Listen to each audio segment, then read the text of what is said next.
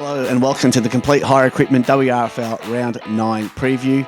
Andrew Wilson here along with Pepe Cavalieri. Welcome, Pepe. Thanks, Willow. Let's start with Rams Division 1, Caroline Springs taking on Spotswood. Yeah, look, Spotswood are going really nicely at the moment, Willow. Second on the ladder, just behind Altona. 6 wins and 2 losses. Should be too good for Caroline Springs, I think. Yeah, agree. Woodsman to win that one. Point Cook take on Deer Park. Deer Park surprisingly coming off 2 losses in a row. You think they'd be too strong for Point Cook? I would imagine so. Again, it's one of those instances where you don't want to play Deer Park having had a loss. So, unfortunately for the Dogs, I think it might be a long day. I think it will be too. That's it. And our match of the day on 88.9 Win FM is St Albans taking on Altona. St Albans brilliant last week in knocking off Deer Park, but they face another tough task in the first place Vikings. Yeah, well, it's been a good run for St Albans, obviously, last week against Deer Park. Willow, probably unexpected, I think, for most of us. Obviously, we tip Deer Park every time they play, but they've won 3 of their last 3, the Saints, so they're in good touch. Those 2 losses, though, came against Spotswood and Werribee District, so it's those upper echelon sides that have troubled them so far. Obviously, last week, the exception to that rule, so if they can get over the top of Altona this week, it'd be a huge statement and a confidence boost. I'm going with the Vikings. I think they're a stronger side on paper. I think it could be a really good game, especially at St James's Park, which is a little soggy underfoot. If it's a little more contested, might bring the 2 together, but I'm just on the Vikings. Yeah, I'm with the Vikings as well. And improved Sunshine take on Werribee Districts. Yeah, they were better last week, Sunshine, but look, I just think the Tigers, especially given the run for the finals, is so tight. Can't afford to be dropping games like this. But down at Kinder Smith Reserve, you never know with the Kangaroos. They're 2 and 6, so bit of work to do to get back into the season. But the Tigers for mine, Willow. Yeah, Tigers for me as well. And Albion, you wouldn't think would trouble Hoppers Crossing. No, I wouldn't think so. I mean, no disrespect to Albion, obviously, but it's hard to find cases for them most weeks, really, unfortunately, for them at the moment. That was Rams Division 1. Now Division 2, Newport take on West Footscray. Yeah, Newport travelling well as well, but it's a big game for them. West Footscray last week were not too bad against Point Cook Centrals on their home deck, so they pushed them quite some way towards the end. Didn't get the 4 points, but still an admirable performance. Newport, along with Parkside, in that race for 4th, Willow, so we know every game is important, and this one, no exception. So Newport for mine, I think. Newport for me. So if North Footscray take on Parkside, as you mentioned before, Parkside need to keep winning if they want to play finals. Yeah, they absolutely do. They sort of had a bit of a lull a few weeks ago, 3 losses in a row, but they've won their last 2. So back on track at the moment and sitting in 4th, 5 wins and 3 losses. Should start favourites against North Footscray, who had a pretty handy win against Manor Lakes last week to win their 2nd game of the season. So you never know with the Devils if they can snag one here or maybe next week. They sort of enter that conversation as to can they make a late run into the finals, but I don't think they'll be winning this week.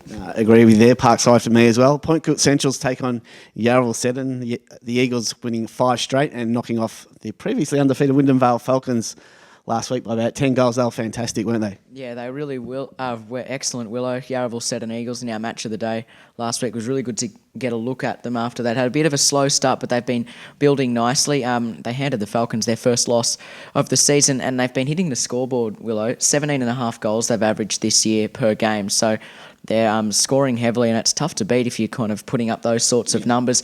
And this surprised me. I had a look at Point Cook Central's numbers during the week. They've been very, very good, only lost the 2 games, but they haven't broken 100 points this year. So I think the key to the game is if they can restrict the Eagles. If they can't, I think they're going to be tough to beat, Yarraville Seddon. Yeah. Eagles for me, 6 in a row, I think. And the final game in Division 2, Wyndham Vale take on Manor Lakes. Do you think would be a bounce-back win for the Falcons? Yeah, you would think so. I mean, even if they had have won last week, Wyndham Vale, you'd expect them to win. Manor Lakes still struggling with quite a few out, at least 8 or 9, I think, of their best 22. So it's always going to be difficult to contend with that sort of lineup, I suppose. But from all reports, the guys that they're bringing in from the Resis and are holding themselves admirably.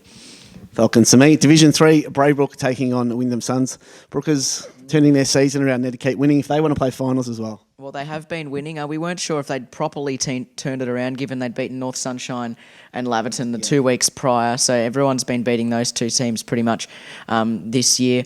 But to knock off Tarneet last week, albeit an injury-depleted Tarneet, I think at the moment, still an outstanding effort.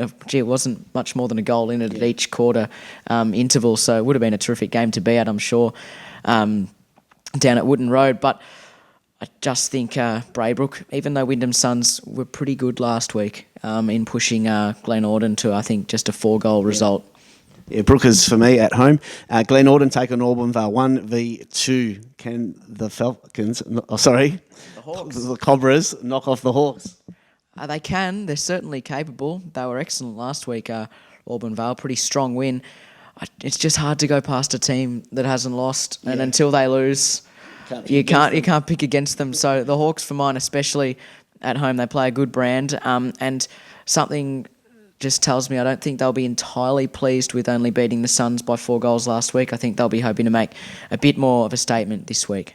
Yeah, I'm going to go with Glen Orden. Laverton take on Tarneet. You think Tarneet should get the job and break their 3-game losing streak? Well, they have to. So the pressure mounts on Tarneet, and these games can be tricky. Certainly the odds will be well in their favour because they've been much better this season, the Titans. But 3 losses in a row, it starts to compound. The pressure starts to mount somewhat. So it'll be interesting to see how they respond, but I expect Tarneet to win. Yeah, Tarneet for me as well. And the final game is Sunshine Heights taking on North Sunshine. Do you think this will be pretty one-sided? Yeah, I think so. But no, Sunny Heights, I mean, I admit I tipped them against Auburn-Vale last week and they were pretty disappointing. I think it just showed that still the gulf between them and perhaps the top 2 or 3, even though they knocked off Tarneet a couple of weeks ago, to give us some hope that they might be ready to challenge those top 2 teams. There's still plenty of the season left to see if they can do that, but I don't think they're going to have any issues dispatching North Sunshine Willow. Yeah, agree with you there. This has been the complete High Equipment WRFL Round 9 preview. Good luck to your team this weekend.